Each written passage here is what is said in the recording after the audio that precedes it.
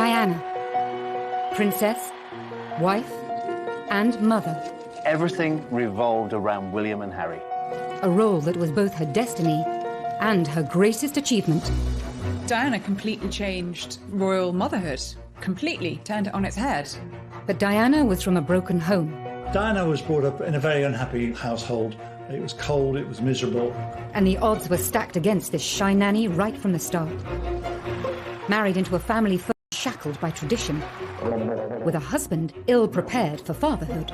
Charles was basically brought up by nannies. A princess who was never afraid to break royal protocol. She was setting the standards for her children.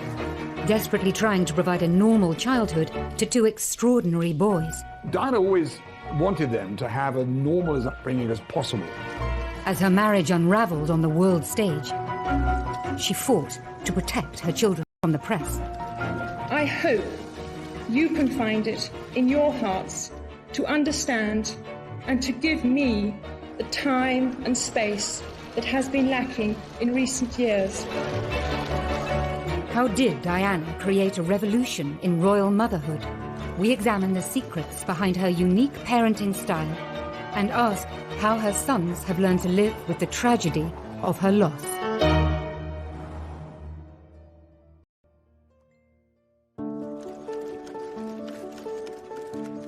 She adored her boys. She'd come in the door and she'd say, "Where are my boys? What are my boys doing?" Princes William and Harry were the centre of their mother's world. Her approach to motherhood was completely different to anything we'd ever seen before. She put motherhood first and foremost. Motherhood for Diana was her principal purpose on earth. I mean, she considered raising William and Harry as her number one task. Being the Princess of Wales was a secondary option. Today, her boys have followed in their mother's footsteps, becoming devoted, hands-on parents. Diana was an earth mother, really. And from the start, she was determined to keep them as close as she possibly could to her. And she wanted to show that they were loved. I mean, she said, "I'm going to shower them with love and cuddles and hugs," because I didn't get that when I was a child. But the devotion that Diana displayed to William and Harry was in stark contrast to her own childhood. Diana felt, age 6, that she was unloved and unwanted. And those are feelings that she took into her adult life, and feelings that I think never left her. Diana was from a very aristocratic family, the Spencers, but her parents hearing her mother crunching across the gravel outside their home, getting into her car and driving out of her life. She was profoundly affected by that memory. She wanted to ensure that she and Charles gave William and Harry the kind of upbringing that she felt she was deprived of by not having a mother around for such a large chunk of her life. She herself had not felt loved in the very peculiar circumstances in which she was brought up, with Rain Spencer, the new wife of Earl Spencer, whom she described as acid rain, and a whole lot of nannies who were very unsympathetic. Diana's late teenage years followed the path of many girls of her social status and background. Diana was a quintessential Sloane Ranger, the kind of girls who wore flat shoes and long skirts. They came from a certain class and had a certain style, and she was a perfect example of that. It was no surprise that one of Diana's first jobs was working as a nanny for an American family in London. I think girls like Diana are programmed to become mothers. She went to a boarding school that was not particularly academic. Girls were not expected to have great careers. I don't think she was at the forefront of the feminist movement. By 1980, she had her first full-time job as a nursery teacher's assistant in Pimlico. I wanted to teach children, and they said, "Why not come along?" So I first started off doing afternoons, and then I took over the mornings and did whole days. Can I ask you if it was your own child in particular? Oh, yes. Did that prompt you into wanting to do it? I just love children. She was always happy and outgoing, showed a great sense of humour, and was very relaxed with the children. From the minute she walked in, you could tell that she had a really genuine love for young children, particularly the very small ones. And anyone who arrives with a baby, you could guarantee that she would be there to feel the baby. Then, that summer, she attended a polo match and caught the eye of a future king of England. When Charles first met Diana, she had seemed to be absolutely perfect. She seemed to love the countryside. She was a funny, easy, carefree girl who seemed to love Charles, love everything that he loved, and just be simple, uncomplicated. Their romance blossomed over sailing weekends at Cowes and a visit to Balmoral. Prince Charles had to find someone who was eligible, a virgin, of aristocratic background, that would provide him with bloodstock. On the 24th of February, 1981, the couple announced their engagement to the world's press. Yesterday you were a nanny looking after children. Will in all likelihood be queen. It's a tremendous change for someone, if I may say, of 19 to make all of a sudden, the transition. It is, but I've had a small run out to it all in the last 6 months. And next to Prince Charles and I can't go wrong. He's there with me. You miss looking after the children? Yes. Well, I certainly miss you, I do. Hope so. And I'm amazed that she's been brave enough to take me on. And I suppose in love. Of course. Whatever in love means. On the 29th of July, 1981, Charles and Diana married. The most iconic wedding of the 20th century. Prince Charles and his bride, the new Princess of Wales, acknowledged the roars of delight from the huge crowds from the balcony of Buckingham Palace. When I asked Diana about the wedding, she told me that she felt that she was a sacrificial virgin lamb, sacrificed on the altar of monarchy. Her prince in shining armour did arrive and carry her off, but not to a fairy tale. Really, she became a broodmare. Just over 3 months later, Diana was officially pregnant. The princess was for once rather coy with the photographers. Your Royal Highnesses are to be blessed with a child. As soon as Diana became pregnant, she really did come into her own because she always wanted to be a mother. And as soon as her baby arrived, that was it. She was setting the standards for her children. The arrival of Diana's first child would breach royal protocol for direct heirs to the throne.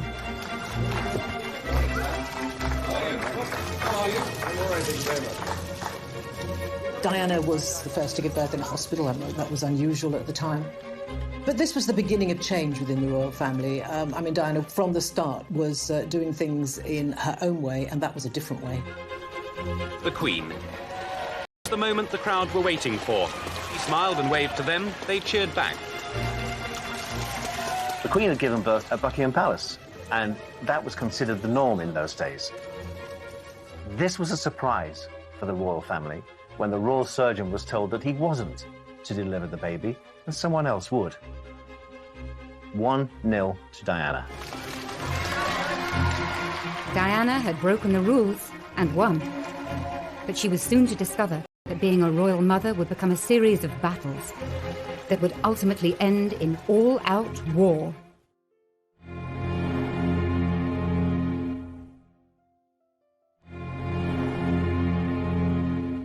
On the night of the 21st of June, 1982, Buckingham Palace announced that Princess Diana had given birth to a boy. News teams sent to Prince Charles's country estate were ordered to capture ecstatic local celebrations. In Gloucestershire, children celebrated in their way. Dear Princess Diana and Prince Charles, congratulations on the birth of your new baby. Her number one job was to produce an heir to the throne, and if possible, a boy. And that's precisely what she did. They were both very, very happy when their son was born. You know, that was a real boost. Charles could not have been happier. Charles and Diana's new baby was now second in line to the throne. They have been singing Well Done, Charlie, let's have another one. On the programme of events. Bloody hell, give us a chance. Have you thought of a name yet, sir? Have you thought of a name yet? Yeah, we thought of one or two. Is the princess well? Any bit of an argument about it.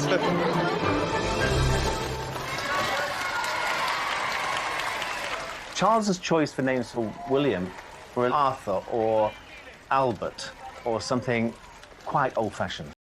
without Diana, I don't think we would have William. Diana may have won the battle to choose William's name, but 6 weeks later, at his christening, she was to feel powerless. Royal christenings are formal occasions. This is a moment of history that's going to be replayed for decades, and so it's important to get things right. William was baptised in the music room at Buckingham Palace. But Diana wasn't consulted about what time would work best for her baby, and the morning didn't go well. It was feeding time for William, and it wasn't a great time for having their photographs taken, where she had to control a young baby who was getting restless. He was grisly, he was crying, and she was, I think, mortified by this. It was difficult for Diana. It looks excruciatingly embarrassing. She's really flushed. And Diana and Charles are just trying to make William stop crying. So it didn't look a very relaxed occasion, I must say. She famously put her finger in his mouth to stop him crying. I mean, it was a brilliant piece of enterprise by Diana. But yes, later she claimed that she felt sort of an extra from that whole scene, that it was much more about the royal family and presenting an image to the world than the welfare of William. In her eyes, the royals put duty first and childcare second. With Princess Diana, it was always going to be the other way around. Diana's next tussle with tradition came when she insisted on taking a 9-month-old William on a royal tour. Once Diana became a mother, she did take control of her own destiny. She insisted that William went on tour with them to Australia. Diana caused a huge sensation in Australia when she and Charles went there, taking William for their first official tour. William was just beginning to crawl, so he was about 9 months old. Diana completely changed royal motherhood, completely turned it on its head.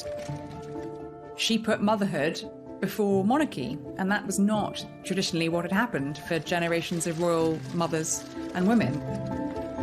Ladies and gentlemen, this evening I couldn't possibly stand here and speak without mentioning our small son, William. I hope that his presence here has helped to provide that family feeling, which I know my wife and I feel is so important. For Charles, Diana's hands-on approach to mothering was worlds apart from his own upbringing. Charles really didn't have an ideal role model as a family, because his mother, though I'm sure the Queen loved him very much, was away working for so much of his young life. I think he was only 4 when his parents went off on a 6-month tour of the Commonwealth, and he was left with the grandparents and with the nannies. From Lime Street to Euston, where the Queen with Princess Margaret and Prince Charles were waiting. Charles came to greet his mother after her return from a long tour abroad. And it was as though he was part of a delegation meeting the Queen, instead of being her son, whom she hadn't seen for such a long time. So rather than kissing him and hugging him and showing human emotion, the Queen felt that she had to shake hands with him. And in a way, that's who the royal family are. They don't show their emotions in public. Both the Queen and the Queen Mother came from a very different world. In a world where children were pushed away into the royal nursery and brought up by someone else, and they were just brought out at certain times. Prince Charles and Princess Anne famously had a life up in the royal nursery, so very rarely did the Queen see them. They'd be brought down at tea time. A tartan rug will be spread on the floor with a few toys, and children are placed very nicely so that Granny can have 5 minutes with them. Diana broke the royal mould in the sense that she dispensed, to some extent, with the whole nanny state. She tucked them up. She was the very model of a modern mummy. Prince of Wales decided to provoke some action, first with a handkerchief and assorted noises.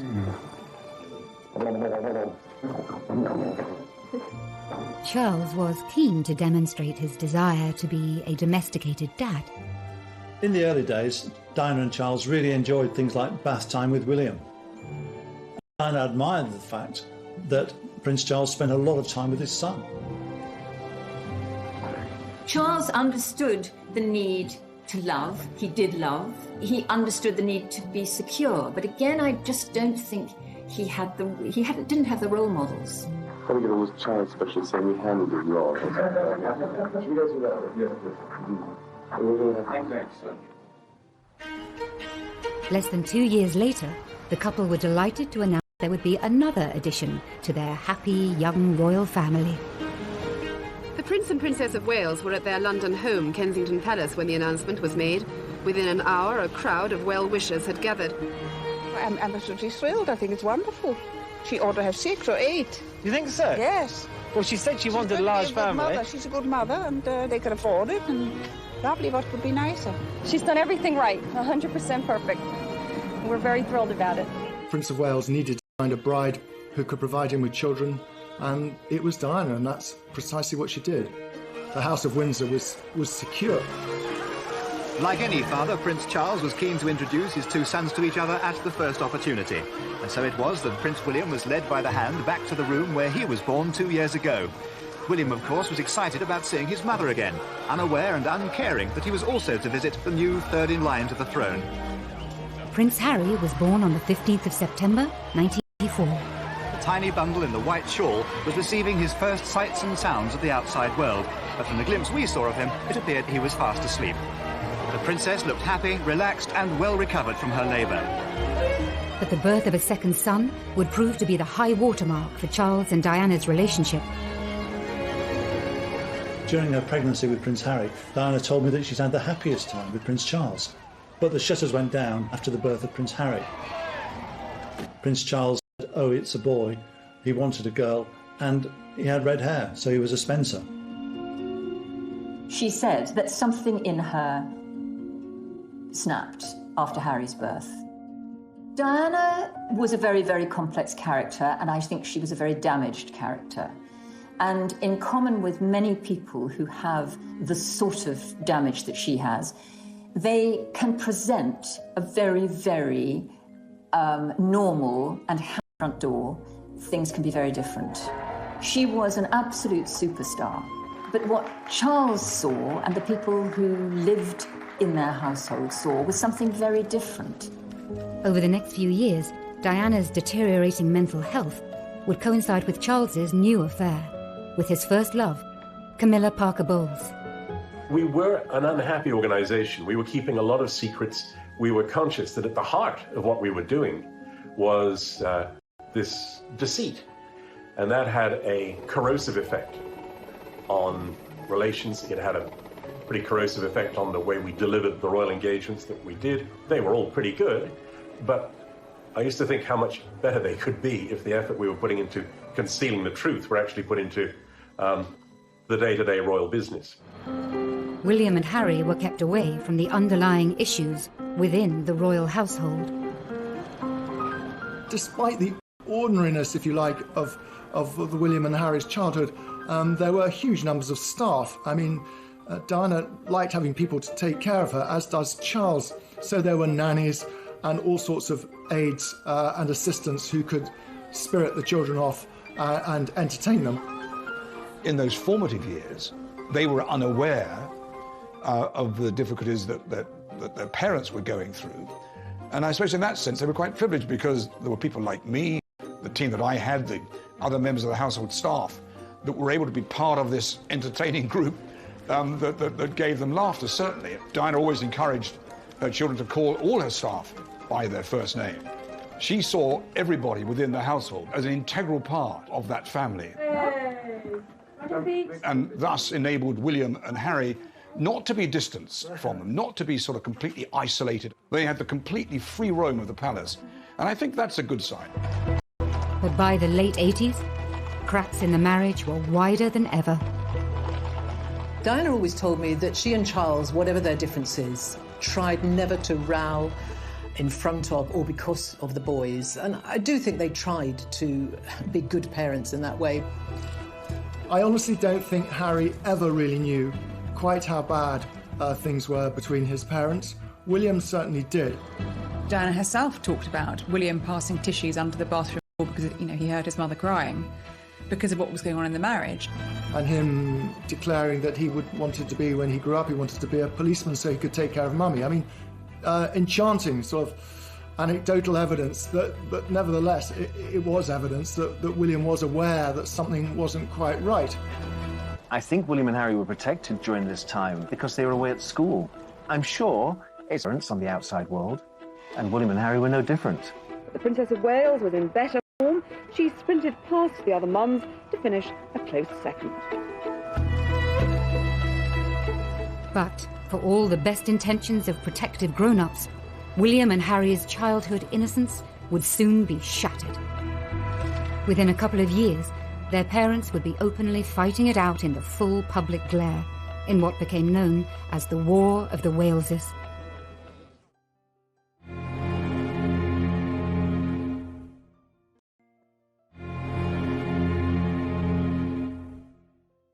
Ladies and gentlemen, His Excellency the President transferred the lady. In 1992, Charles and Diana toured India and Korea. It proved to be a PR disaster. Diana appeared to be reveling in revealing the cracks in her marriage, with missed kisses, isolated photo calls, and moments of misery. In the UK, a series of newspaper stories had created a tabloid feeding frenzy. The scene is now set for a major circulation war between the tabloid newspapers. At the very centre, once again, the private lives of the Prince and Princess of Wales. Now the boys were older, more aware. The breakdown of their parents' marriage could no longer be hidden from them. It was very difficult for William and Harry to have to listen to their parents' marriage disintegrating in public. It must have been a nightmare for them. The Queen was forced to step in, and by the end of the year, the boys' parents decided to formally split. The separation was announced by the then Prime Minister John Major. It was a very defining moment for the entire world to see. It is announced from Buckingham Palace that, with regret, the Prince and Princess of Wales have decided to separate. Their Royal Highnesses have no plans to divorce, and their constitutional positions are unaffected. This decision has been reached amicably, and they will both continue to participate fully in the upbringing of their children. I think the boys were very unhappy and sad when they separated, but they knew it was coming. I mean, Diana told them, and Charles spoke to them too, about what was going to happen. So during the week, the boys would still be in their same bedrooms at Kensington Palace, and every weekend they would then go to Highgrove for the weekend anyway, and that sort of routine carried on. And at one stage, one of the boys said to Diana, actually they were now getting double everything because they got 2 holidays, 2 skiing holidays, 2 summer holidays. And of course they were sad, but William certainly realised that his parents just no longer could live under the same roof.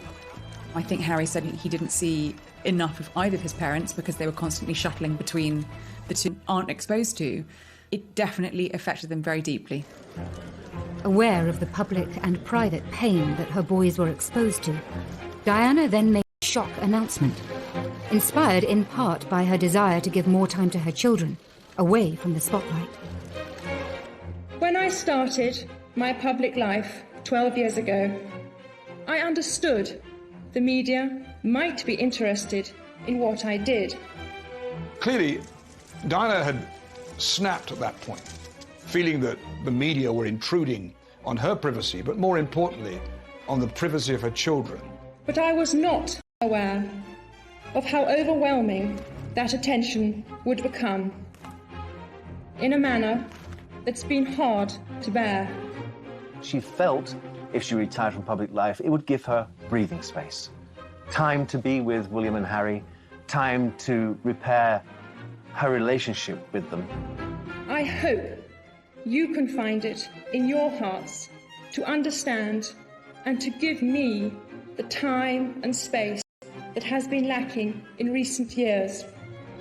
Of course, her focus was going to be very much on the boys. I mean, I think she wanted to be around more to perhaps to talk to them, to help them if they wanted it, to discuss their lives.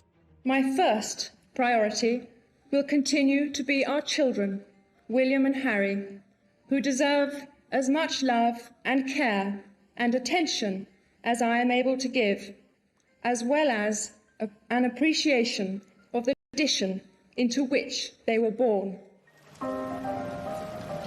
A month after her separation from their father, Diana treated William and Harry to a surprise holiday on a remote Caribbean island. We arrived on the island of Nevis, free of the press for 2 days. She was there with 2 friends of hers that had their children. She'd sort of, picked up 2 roaming children within the hotel and said, come and play with my sons. They were the same age group. She became the Pied Piper of Nevis for a while, just gathering in these people for this small plantation inn. I've always said that this holiday with Diana's friends was probably one of the best holidays that she'd actually had.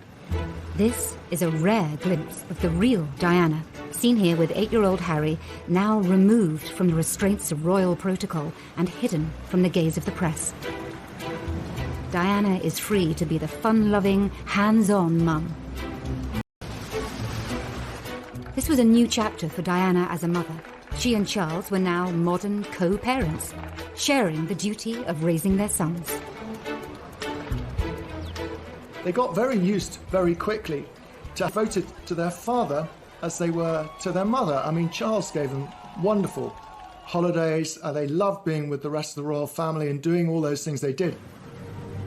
Now that she was on her own, Diana sometimes treated William and Harry more like confidants than sons. She treated them as equals. And in many ways, they were adults before they should have been. Because of the trauma they've been through in their lifetime, they grew up very quickly. Diana was a very, very loving mother. There is no doubt about that. But I do think that she perhaps shared too much of her personal problems with them. They were children, and I think it's very difficult for a child to see a parent's raw emotions. William once very shrewdly observed about being with Diana that there's always a crisis with Mummy and things are much calmer with Papa. Yet there was one area of her life that Diana was determined to keep private from her sons. I think Diana would have trodden very carefully when she was introducing new men into the boys' lives. I think that was always uppermost in her mind. And I think many of her relationships were secret. She tended to conduct these relationships when the boys were away at school. She was very conscious that it would be difficult for William and Harry if there was a strange man around the house. And that actually didn't happen very often. 1 or 2 called in when the boys were there, but she treated it in a fairly light-hearted way, and the children didn't get confused by it. But when a new woman came into her sons' lives, Diana was anything but light-hearted. In 1993, Charles hired Tiggy Legg Burke as a nanny to the boys. The relationship between former royal nanny Alexandra Legg Burke, or Tiggy as she's better known, and the Princess of Wales has been the source of much speculation ever since she first appeared in royal circles. Diana was said to have resented her high-profile role as Girl Friday mother figure to Princes William and Harry. Diana accused Legg Burke of falling pregnant with Charles's child and was furious with the nanny for allegedly smoking constantly in front of the boys. Diana let it be known in no uncertain terms that she was extremely jealous, and she became vindictive about Tiggy Legg Burke, who became a central figure in the boys' lives after the separation. They really got on so well with Tiggy, but for Diana, it must have been hard. She knew that they were out and about enjoying themselves, hugging, sharing with another woman. A possessive Diana was determined. When it came time for William to go to public school, she bucked the royal tradition of sending royal sons to Gordonston in Scotland, insisting on nearby Eton instead. That schooling gave William the opportunity to spend time with his schoolmates at their home, and, virtually every other day that during term time, his schoolmates were invited back to Kensington Palace. Eton is the perfect choice of school for a royal child, really, because the Queen at Windsor Castle is just across the river, and William and Harry did both go and visit the Queen and their grandfather and have tea with them, or they knew people. They were comfortable there. It was the right choice, I think. But just as life seemed to be settling for the boys, a new round of public warfare broke out between their parents. Then there were the television programmes. This time, the headlines were of their own making and took the War of the Waleses to a whole new level. First, Charles was interrogated into confessing his infidelity by Jonathan Dimbleby on ITV. Did you try to be faithful? Embarrassment for them. I think just, it's beyond belief. Her primary concern throughout all the War of the Waleses was for her children and what they would think. She said, I worry how other boys will treat them. Because sometimes children can be cruel. Even aristocratic children going to boarding school can be quite barbed. Charles and Diana finally divorced on the 28th of August, 1996. Life for all the Waleses had at last reached a new normal, and Diana was free to become the woman and the mother that she could never be before. I think she began to put her life together again. She became much more confident. Her self-esteem went up. She then felt, OK, I'm my own woman. I'm going to get on with it. I'm going to do things my way. And if I'm not representing the royal family, I'm going to represent the very best of me. And I know what I'm good at. I'm good at giving tender, loving care. But just 1 year later, almost to the day of the divorce papers coming through, William and Harry's lives would once more be thrown into turmoil and total tragedy.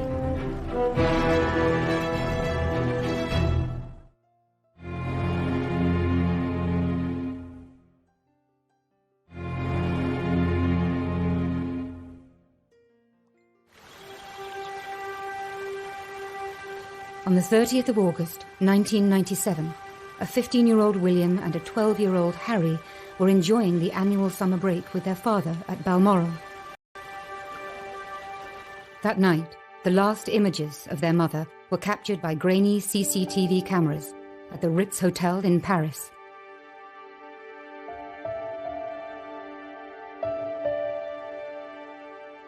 Imagine what it's like being a fairly young boy and your mother dies very, very suddenly, very, very dramatically. You are in one part of the world, up in Scotland. I think both of them felt it was really strange that literally millions and millions and millions of people around the world were commentating and expressing their view on what they should be feeling and how they should be reacting to that. I don't think this public spectacle of two hugely damaged, hurting young boys walking behind their mother's coffin, I don't think it helped anyone. I cannot think that she wanted her boys to go through. From boys, one inspired by duty, who knew it was his duty to walk behind his mother's coffin, and the other, not. Harry never wanted to walk behind his mother's coffin. Not until the very last minute did he feel that pang of guilt that he should, and support his brother. And that's why he was there, to walk with his brother. I've heard them both at different points talk about how strange they found it, that they were surrounded by all these people, and these people were sort of behaving as though she was part of them, but actually she wasn't. William and Harry were being expected to behave in a certain way, and indeed behaving in that way. The boys had lost their mother, but their mother's love for them and their ability to show love lives on. First day I met him, he just came running up and chucked a ball at me. He was third youngest or something, and no father, no mother. Really sweet. Diana's legacy is in every single bit of everything that William and Harry do. I don't think you can underestimate that. Every time I've spoken to Harry, he thinks about what his mother would have thought of what he was doing. And he's spoken about wanting to, make her proud and hoping that she would feel proud with a lot of the work he's done. I think it's fairly obvious to everybody across the world the key issues are. They're certainly not political issues, they're humanitarian issues, and they're ones that need to be talked about, because if we talk about it, then we'll hopefully be able to fix it before it becomes a complete disaster. And the same with William. I mean, I think, people talk about, gosh, aren't they just their mother's boys? But they are, consciously. The more we talk about mental health, the more normal the topic becomes, and the more we feel able to open up and seek support. Parenting, it comes in all sorts of shapes and sizes, and children survive all sorts of experiences as long as they have love. As long as a child feels secure and loved in its first 18 months of life, then it can withstand just about anything. And if ever there was proof of that, then I think it would be William and Harry. I mean, they've been through some terrible things, but they have survived, and I think they had, indisputably, an absolute bedrock of love and security when they were small. They're not completely stiffly formal. They're sort of natural and easy. Diana opened their minds and their eyes in so many ways. It's given them a very inquiring nature, and it's made them very relatable. People really enjoy meeting them and admire them hugely, largely because of what Diana provided for them. And when he walked through the minefields, I was so proud of him. That little boy paying homage to the path which she trod, will he carry on his mother's work in a more subtle way? He's approaching homeless, HIV and AIDS at the boardroom level. I feel very closely linked to Centrepoint.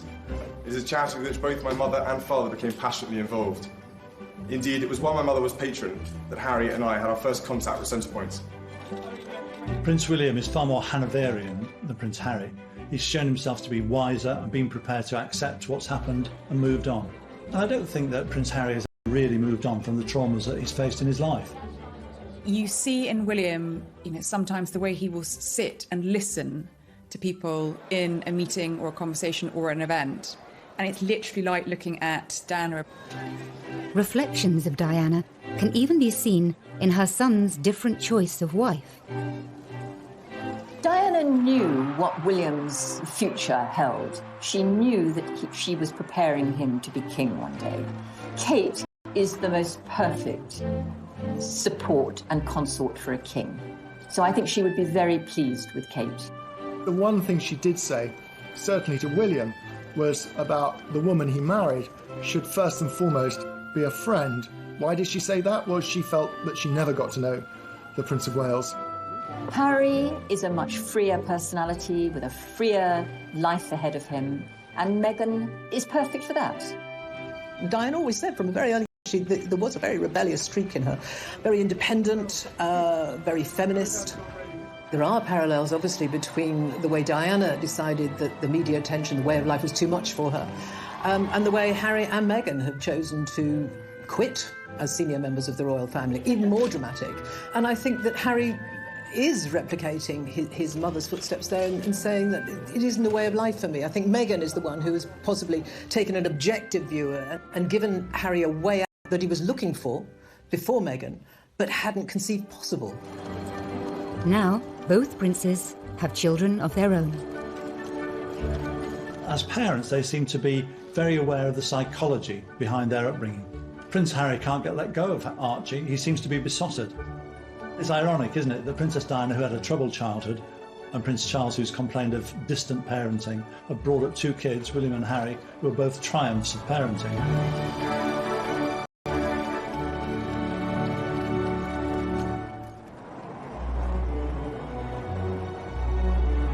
As a mother, Diana was loving, fun, and completely devoted, changing the royal family in ways that we are only now beginning to understand.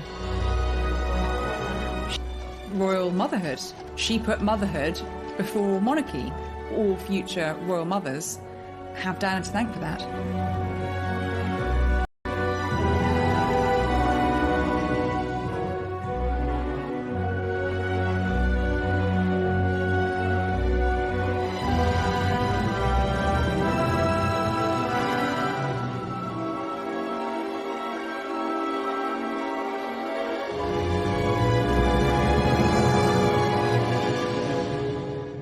Have learned to live with the tragedy of her loss.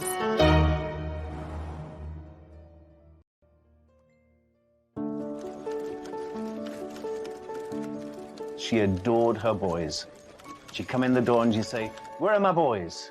What are my boys doing?" Princes William and Harry were the centre of their mother's world. Her approach to motherhood was completely different to anything we'd ever seen before. She put motherhood first and foremost.